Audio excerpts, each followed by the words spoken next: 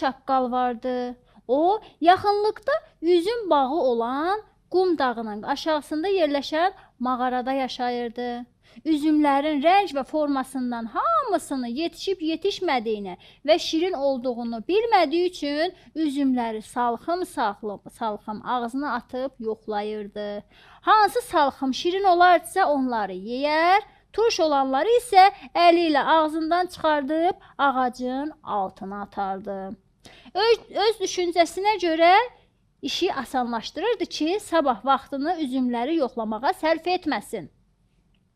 Dərk edə bilmirdi ki, turş üzümlərdə bir neçə gün sonra şirin olacaq.